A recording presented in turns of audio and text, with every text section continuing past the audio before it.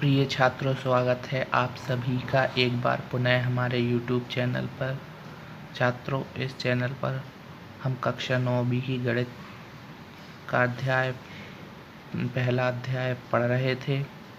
तो इस पाठ की पहली प्रश्नावली 1.1 को हम आज पढ़ेंगे।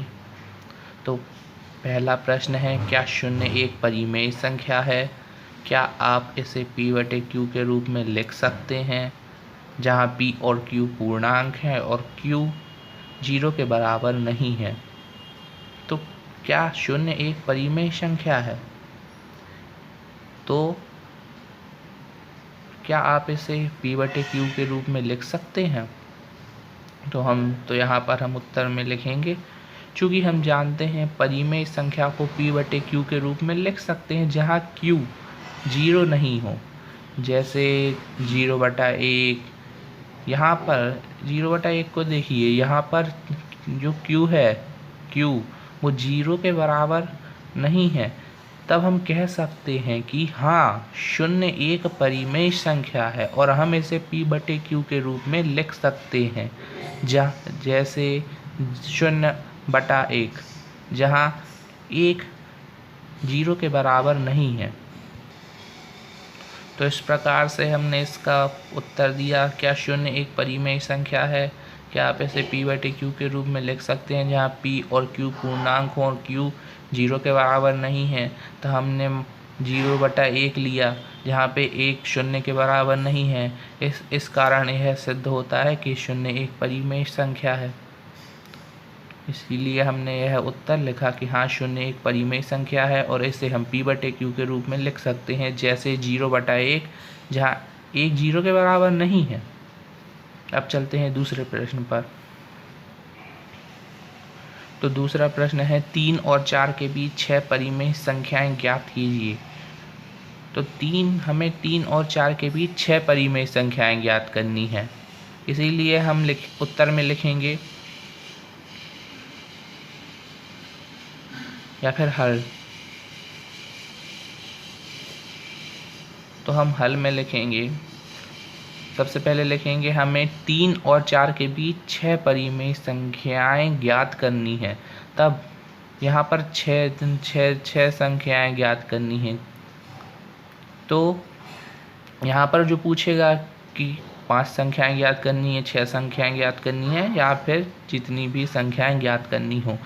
तो 6 में, जैसे यहाँ पर 6 दिया है तो 6 में हम 1 जोड़ देंगे। यदि 5 दिया होगा तो हम 5 में 1 जोड़ देंगे। 4 दिया होगा तो 4 में 1 जोड़ देंगे। और जैसे कि यहाँ पर 6 में 1 जोड़ दिया तो 7 हो गया। तो इसे हम लेंगे।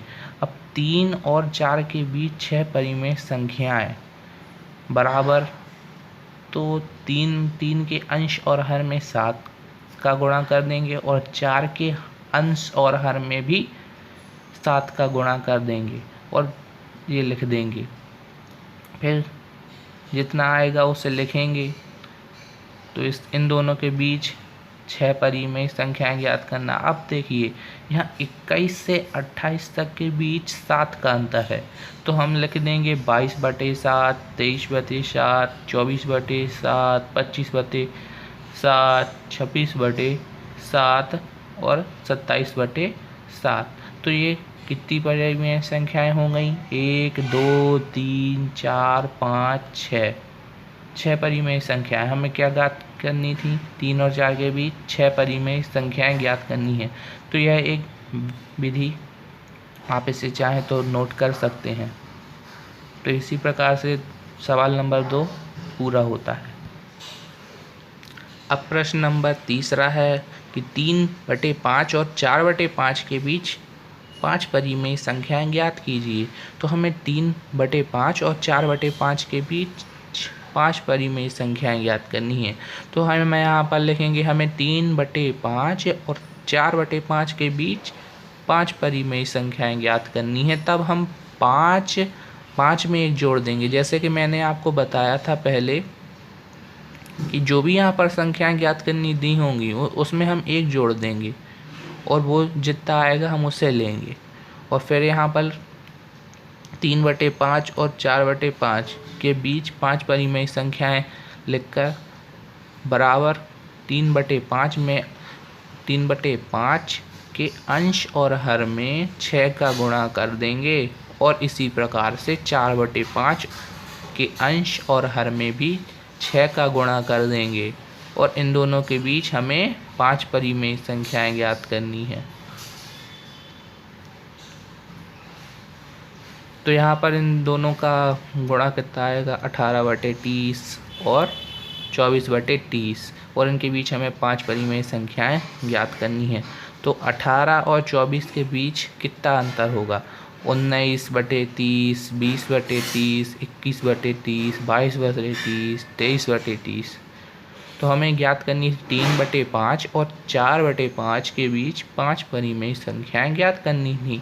तो ये 5 परिमेय संख्याएं हमने ज्ञात की 1, 2, 3, 4, 5। ये संख्याएं 5 परिमेय संख्याएं हैं जो कि 3/5 और 4/5 के बीच उपस्थित हैं संख्या रेखा पर।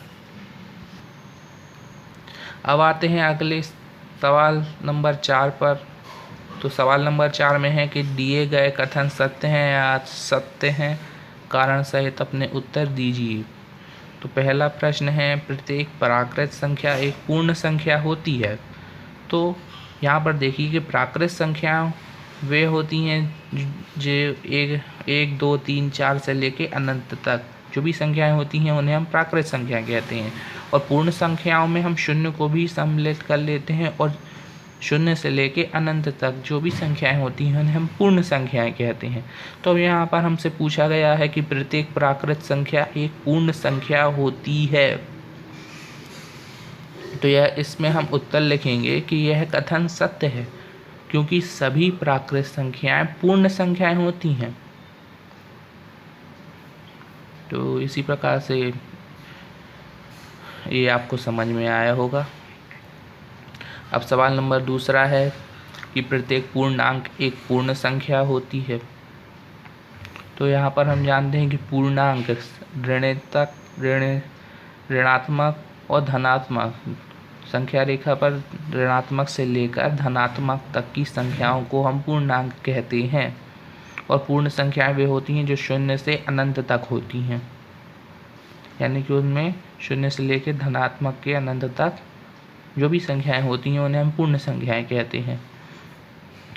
तो यहाँ पर हम उत्तर में लिखेंगे कि यह कथन असत्य है क्योंकि ऋण 2 एक पूर्णांक है किंतु पूर्ण संख्या नहीं है। क्योंकि हमसे पूछा गया था प्रत्येक पूर्णांक एक पूर्ण संख्या होती है, इसीलिए हमने इसका उत्तर दिया यह कथन असत्य है क्योंकि ऋण 2 एक पूर्णांक है किंतु पूर्ण संख्या नहीं है। अब सवाल नंबर तीसरा है कि प्रत्येक परिमेय संख्या एक पूर्ण संख्या होती है।